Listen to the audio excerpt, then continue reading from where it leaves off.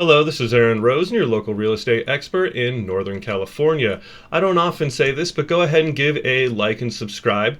I do my best to give you up-to-date news, as well as market information, the best investments, featured properties, and all things relating to real estate. So today, I had something that was just kind of interesting here.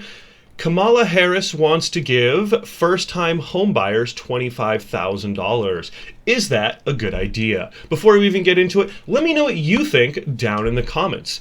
So before we get too far into this, I just wanted to say there are a bunch of programs that already give people a ton of money. So whether or not this stacks on top of that, I'm not sure. We may find out in the investigation, but I don't think so. You can actually get up to $100,000 already for the down payment of your house.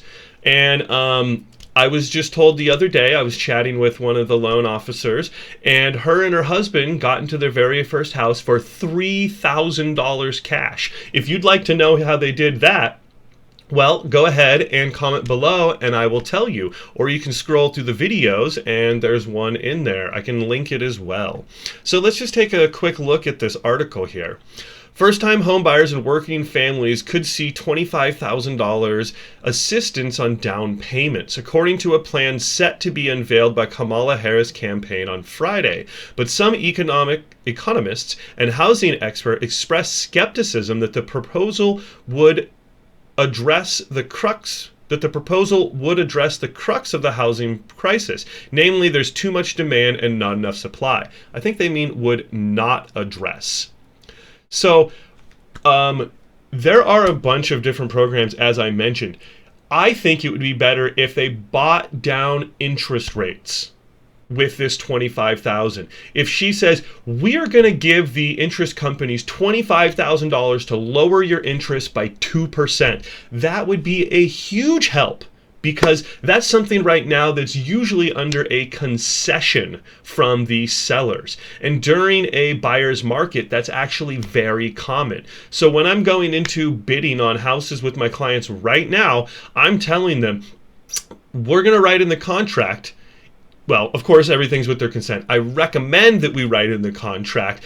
We ask for $10,000 towards buying down points, as it's called, towards your mortgage. So let's just read on a little bit here.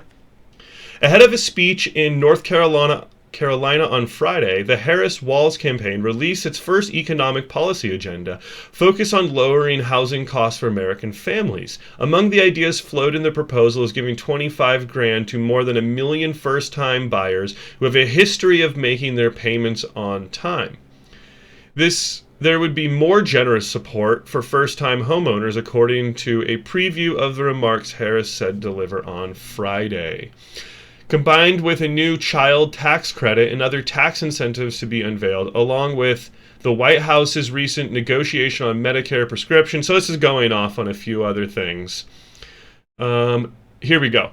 But Harris housing supply, the details of which are still unconfirmed, are still to be confirmed, will not fix the underlying supply and demand issues, as well as stubbornly high interest rates, as I just stated. They have been made that has been made part of the proposal of buying a home so unaffordable. So right off the bat, we need to allocate more land to housing. We need to get rid of fees. I made a video about this. Here in Sonoma County, to build a standard house will cost you between $60,000 and $80,000 in fees before you even put a shovel in the ground. Plus, we have a ton of land that is not utilized around here. Dirty little secret: west of the Mississippi, 50% of the land is owned by the United States government.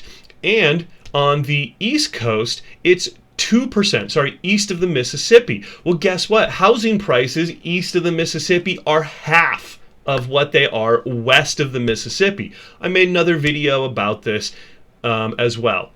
So if we come in here, I just wanted to now bring up someone who is talking about this. This sold over 2 million Let's units just in skip 30 past this days, commercial but is here. now facing a lifetime But if you ban don't from the know, government. this is Dave Ramsey, who is a home investing Hall of Famer. He's had over 1,000 pieces of property, and I think generally he gives really good advice. So let's hear what he has to say. Well, the Harris campaign sells good vibes and taco recipes because Lord knows they can't sell this dog of an economy. And although celebs may be on Zoom Okay, lady. Okay, lady. singing her praises, A little biased there, but let's ignore that. Where is this from? It's probably from a right-wing thing, but that's okay. We'll listen to Dave, not so much this lady. Kamala Harris and young voters, well, can they use good vibes to pay their rent or buy their food or get ahead? I'm 20 years old. Why is a one-bedroom apartment $600, $1,600? Rent prices is outrageous. And then these jobs, they're bare minimum jobs. I really waited my whole life to grow up and do this. My parents are Gen X's, and they've never owned a house at all. And there were many times where we were homeless. I kept a full-time job the whole time I was homeless. It's just that everything is so expensive nowadays that what do you prioritize? Full-time job and homeless. That's really sad. Do you prioritize eating over having a home? We have to make 3 jobs just to make ends meet, and that's not fun money. That's money so that we're not homeless.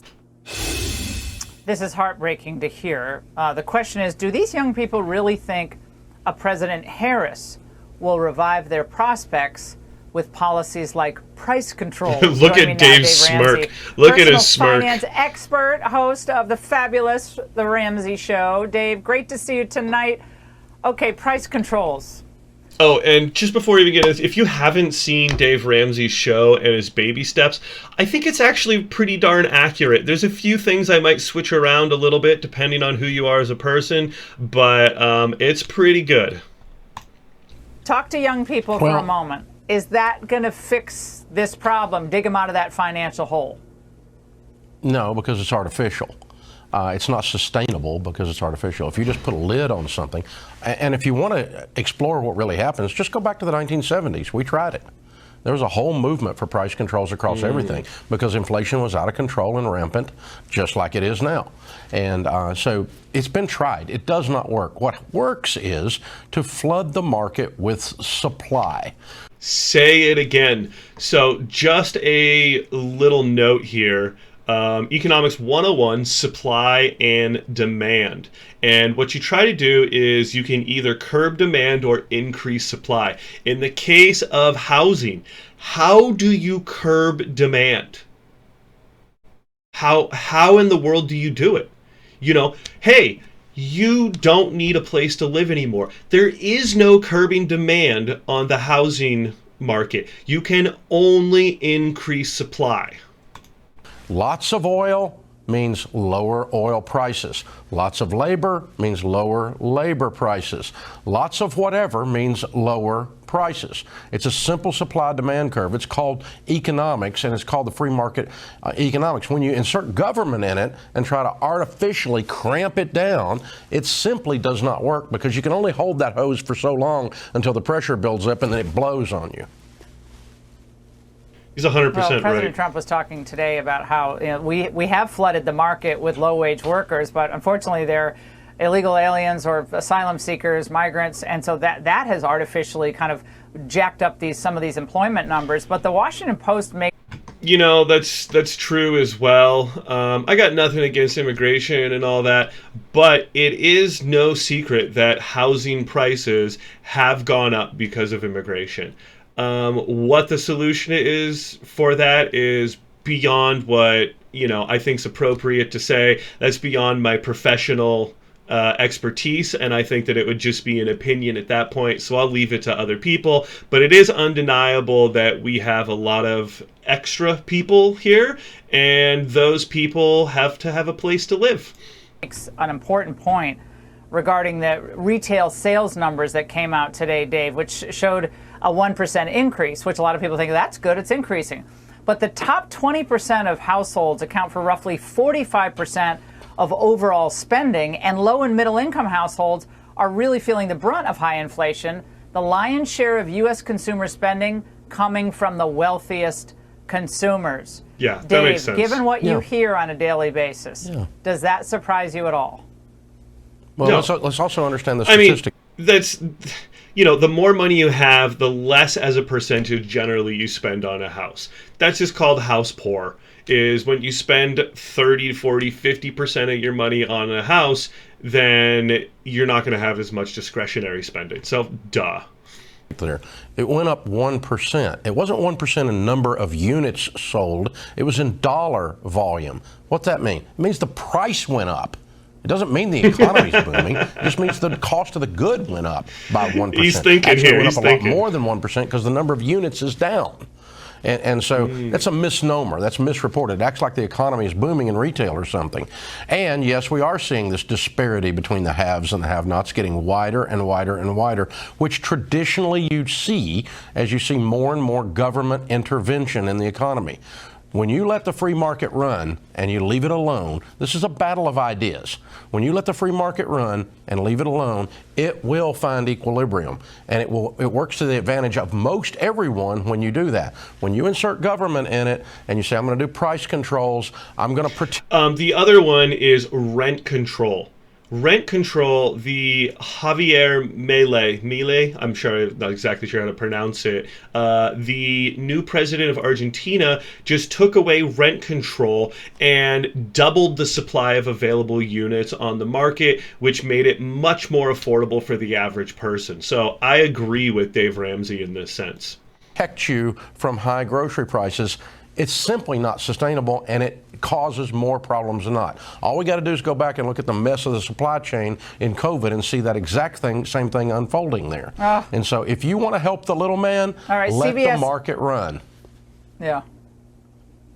Well, some of the dumb ideas they have out there is just take cold showers, Dave. Skip a meal and take cold showers. Okay, I don't know what she's talking about. So I just wanted to kind of talk about that for a second and show you some interesting news on that.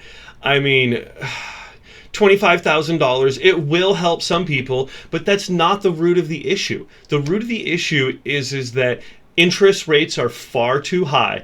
And, I've come up with a number of solutions for this. Maybe each state should have their own mortgage rate. So it's the federal funds rate, which is set by the government, and then housing rates are actually at a premium to that. However, it could be set up entirely different, where each state has its own mortgage rate, because guess what? States have different economic factors that require different mortgage rates. I think it's absolutely insane that the states have the same mortgage rates across based on a federal level. So, that and more houses. These are just little things that if they were really thinking and understood the housing market, or were talking to people that understood the housing market, would be an entirely different set of solutions to the problems. Okay, so as always, I hope you found this informative. If you would like a personal consultation on any aspect of real estate, all my information is below. Thank you much. Bye.